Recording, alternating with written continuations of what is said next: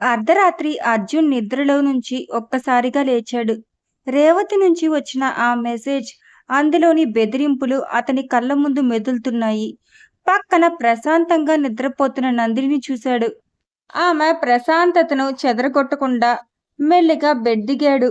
కిటికీ దగ్గరికి వెళ్లి బయట చీకటిని చూస్తూ నిలబడ్డాడు. అతని మనసులో రేవతి పన్నిన ప్లాన్స్, రాకేష్, శ్వేత భవిష్యత్తు అన్నీ తిరుగుతున్నాయి.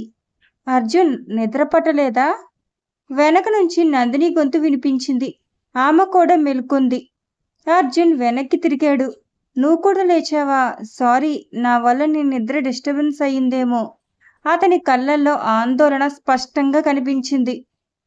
నందిని అతని దగ్గరికి వచ్చి అర్జున్ చేయి పట్టుకొని తన చేతుల్లోకి తీసుకుంది. నువ్వు ఇలా టెన్షన్గా ఉంటే నాకెలా నిద్ర పడుతుంది అర్జున్? నిన్ను చూస్తుంటే నాకు కూడా భయమేస్తుంది. అర్జున్ ఆమె చేతులను గట్టిగా పట్టుకుని ఆమెను దగ్గరికి లాక్కొని హత్తుకున్నాడు. రేవతి చాలా ప్రమాదకరంగా మారింది నందిని. తన మెసేజ్ చూశాక నాకు చాలా ఆందోళనగా ఉంది. తన టార్గెట్ కేవలం ల్యాండ్ డీల్ కాదు. మన కుటుంబం, వరుణ్, శ్వేత ఎవ్వరిని వదిలిపెట్టేటట్టు తెలియటం లేదు. నువ్వు భయపడకు అర్జున్, నేను నీతో ఉన్నాను కదా. మనం కలిసి దీన్ని ఎదుర్కొందాం. ఏ సమస్య వచ్చినా మనం ఇద్దరం బలంగా ఉంటాం. నందిని అతని వీపు నిమురుతూ భరోసా ఇచ్చింది. ఆమె మాటలు అర్జున్కు చాలా ధైర్యాన్ని ఇచ్చాయి. ఆమె సాన్నిహిత్యం అతనికి ప్రశాంతతను కలిగించింది. అర్జున్ ఆమెను తన నుంచి కాస్త దూరంగా జరిపి ఆమె కళ్ళల్లోకి చూశాడు. నీ సపోర్ట్ నాకు ఎంత ముఖ్యమో తెలుసా నందిని? నువ్వు నా పక్కన లేకపోతే ఈ ఒత్తిడిని నేను భరించలేకపోయేవాడిని. నా జీవితంలోకి వచ్చాక నువ్వు నాకొక పెద్ద బలం అయ్యావు. నందిని చిరునవ్వు నవ్వి అతని మొహాన్ని తన చేతుల్లోకి తీసుకుంది. నువ్వు లేకుండా నా జీవితాన్ని ఊహించుకోలేను అర్జున్. మనం ఇద్దరం ఒక టీం. ఒకరికొకరం అండగా ఉందాం. ఏ సమస్య వచ్చినా దాన్ని కలిసి డీల్ చేద్దాం. ఆమె అతని నుదుటిపై ముద్దు పెట్టింది. ఆ స్పర్శతో అర్జున్ మనసులో ఉన్న భారం కాస్త తగ్గిపోయింది. మనం ఇప్పుడు ఏం చేయాలి అర్జున్? నందిని అడిగింది. ముందుగా రాకేష్ను కలవాలి. తన నిజమైన ఉద్దేశం ఏంటో, రేవతితో తన సంబంధం ఏంటో తెలుసుకోవాలి. సరస్వతి దేవిని కూడా కలవాలి. ఆ ల్యాండ్ డీల్ విషయంలో వాళ్ళని ఎందుకు వాడుకుంటుందో అర్థం చేసుకోవాలి. అర్జున్ అన్నాడు. రేపటి నుంచి మనం మరింత అప్రమత్తంగా ఉండాలి. రేవతి ఖచ్చితంగా ఇంకేదైనా ప్లాన్ వేస్తుంది. వాళ్ళిద్దరూ చాలాసేపు అలాగే మాట్లాడుకున్నారు. ఒకరికొకరు ధైర్యం చెప్పుకున్నారు. ఆ రాత్రి వారి బంధం మరింత బలపడింది. భయం ఉన్నా దాన్ని ఎదుర్కొనే ధైర్యం వారిద్దరిలోనూ పెరిగింది. హైదరాబాద్, మరుసటి రోజు ఉదయం అర్జున్ ఆఫీస్. అర్జున్ తన క్యాబిన్లో సీరియస్గా వర్క్ చేసుకుంటూ ఉన్నాడు. నందిని కూడా తన పనులు చూసుకుంటూ అర్జున్కు సపోర్ట్గా ఉంది. ఇంతలో అర్జున్కు ఒక కాల్ వచ్చింది. అది రాకేష్ నుంచి. సార్, నేను రాకేష్ను మాట్లాడుతున్నాను. అవతలి వైపు నుంచి రాకేష్ గొంతు వినిపించింది. అర్జున్ ఆశ్చర్యపోయాడు. రాకేష్ స్వయంగా కాల్ చేశాడా? అవును రాకేష్, ఏం కావాలి? అర్జున్ సీరియస్గా అడిగాడు. సార్, నేను మిమ్మల్ని ఒకసారి పర్సనల్గా కలవాలనుకుంటున్నాను. నాకు మీతో ఒక ముఖ్యమైన విషయం గురించి మాట్లాడాలి. ఈ ల్యాండ్ డీల్ గురించి, కొన్ని పర్సనల్ విషయాల గురించి కూడా. రాకేష్ కొంచెం ఆందోళనగా అన్నాడు. అర్జున్ నందిని వైపు చూశాడు. నందిని తలూపింది. సరే, ఎప్పుడు, ఎక్కడ కలవాలి? అర్జున్ అడిగాడు. సార్, ఈరోజు సాయంత్రం 5 గంటలకు మన సిటీ అవుట్స్కట్స్లో ఉన్న గ్రీన్ ల్యాండ్స్ రిసార్ట్ వద్ద కలుద్దామా? అక్కడ ప్రైవసీ ఉంటుంది, ఇంకెవరికీ తెలియదు. రాకేష్ ప్రతిపాదించాడు. రిసార్ట్ పేరు వినగానే అర్జున్కు కొంచెం అనుమానం వచ్చింది. రేవతి మళ్ళీ ఏదైనా ప్లాన్ చేస్తుందా? కానీ రాకేష్ స్వయంగా కలవాలని అడగటం, పర్సనల్ విషయాలు అనటం చూస్తుంటే అతనిలో ఏదో మార్పు వచ్చిందని అర్జున్కు అనిపించింది. సరే, సాయంత్రం 5 గంటలకు నేను అక్కడికి వస్తాను, అర్జున్ అన్నాడు. కాల్ కట్ చేసిన తర్వాత నందిని అడిగింది. ఏం జరిగింది అర్జున్? రాకేష్ కాల్ చేశాడా? అవును. అతను నన్ను పర్సనల్గా కలవాలని అడుగుతున్నాడు. ల్యాండ్ డీల్ గురించి, కొన్ని పర్సనల్ విషయాల గురించి మాట్లాడతాడట.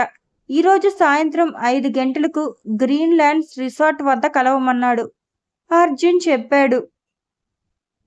రిసార్ట్కా? అర్జున్, జాగ్రత్తగా ఉండు. రేవతి ప్లాన్ అయి ఉండవచ్చు. నువ్వు ఒంటరిగా వెళ్ళొద్దు. నేను కూడా నీతో వస్తాను, నందిని అంది. వద్దు నందిని, నువ్వు వస్తే రేవతికి మన ప్లాన్ తెలిసిపోతుంది. నేను జాగ్రత్తగా ఉంటాను. అవసరమైతే నేను నీకు ఫోన్ చేస్తాను. నువ్వు బయటే ఉండి ఎప్పటికప్పుడు అప్డేట్స్ చేస్తూ ఉండు, అర్జున్ అన్నాడు. నందిని మొహంలో ఆందోళన కనిపించింది. కానీ అర్జున్ మాటను కాదనలేకపోయింది. హైదరాబాద్, సాయంత్రం 5 గంటలు, గ్రీన్ ల్యాండ్స్ రిసార్ట్.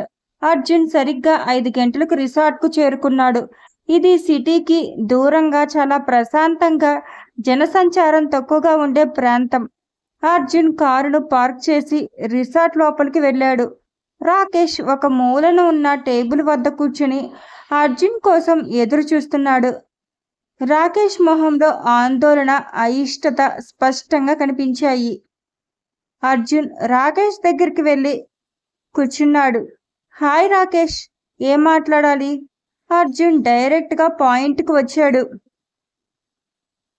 సార్, నేను మీకు కొన్ని విషయాల గురించి చెప్పాలి. రేవతి అత్తయ్య గురించి, ఈ ల్యాండ్ డీల్ గురించి. రాకేష్ మాటలు తడబడ్డాయి. చెప్పు రాకేష్, క్లియర్గా చెప్పు. నాకు నిజం కావాలి, అర్జున్ అన్నాడు. రాకేష్ ఒక నిట్టూర్పు విడిచి చెప్పటం మొదలుపెట్టాడు. సార్, రేవతి అత్తయ్య నాకు తల్లి వైపు బంధువు. మా అమ్మ సరస్వతీదేవి వాళ్ళ అక్క. ఆవిడ చిన్నప్పటి నుంచి నాకు బాగా తెలుసు. కొన్ని సంవత్సరాల క్రితం మా కుటుంబం ఒక పెద్ద ఆర్థిక కష్టాల్లో పడింది. ఆ సమయంలో రేవతి అత్తయ్య మాకు చాలా సహాయం చేసింది. అప్పుడే మా అమ్మ ఆ ల్యాండ్ను అత్తయ్యకు రాసిచ్చింది. అది కేవలం నమ్మకంతో. దానికి సంబంధించిన ఒరిజినల్ పేపర్స్ అత్తయ్య దగ్గర ఉన్నాయి. ఆమె వాటిని మాకు తిరిగి ఇవ్వలేదు. అర్జున్ శ్రద్ధగా విన్నాడు. అంటే ఆ ల్యాండ్ లీగల్గా మీది కాదు, రేవతిదా? పేపర్ల ప్రకారం ఆమెదే సార్, కానీ అది కేవలం ఒక నమ్మకంతో ఇచ్చినది. దాన్ని ఆమె బిజినెస్ కోసం వాడుకుంటుందని మా అమ్మకి తెలియదు. నాకు లండన్ నుంచి తిరిగి వచ్చాక ఈ విషయం తెలిసింది. అత్తయ్య నన్ను బలవంతం చేసింది. వరుణ్ ప్రాజెక్ట్ను ఆపమని, ల్యాండ్ను వదలకుండా వాళ్ళని ఇబ్బంది పెట్టమని చెప్పింది. నేను ఒప్పుకోకపోతే మా కుటుంబాన్ని నాశనం చేస్తానని బెదిరించింది. రాకేష్ గొంతులో భయం, నిస్సహాయత కనిపించాయి. ఎందుకు? రేవతికి వరుణ్ ప్రాజెక్ట్తో ఏం పని? అర్జున్ అడిగాడు. నాకు ఖచ్చితంగా తెలియదు సార్, కానీ అత్తయ్య మీకు, మీ కుటుంబానికి ఏదో విధంగా హాని చేయాలని చూస్తుంది. ఆ ప్రాజెక్ట్ను అడ్డుకుంటే మీకు పెద్ద నష్టం వస్తుందని చెప్పింది. మిమ్మల్ని వీక్ చేయాలని చూస్తోంది, రాకేష్ వివరించాడు. నేను చేయలేను సార్. శ్వేత, తను నా కాలేజీ క్రష్. ఇప్పుడు మళ్ళీ తనని కలిశాను. తను మీకు ఫ్రెండ్ అని నాకు తర్వాత తెలిసింది. నేను తనను మోసం చేయలేను. ఈ ప్లాన్లో ఇంకేమైనా ఉందో నాకు తెలియదు. రాకేష్ కళ్ళల్లో నిజాయితీ కనిపించింది. అతను నిజంగానే రేవతి ప్లాన్లో ఇరుక్కున్నాడని అర్జున్కు అర్థమైంది. మరిప్పుడు ఏం చేయాలనుకుంటున్నావు రాకేష్? అర్జున్ అడిగాడు. నాకు తెలియదు సార్.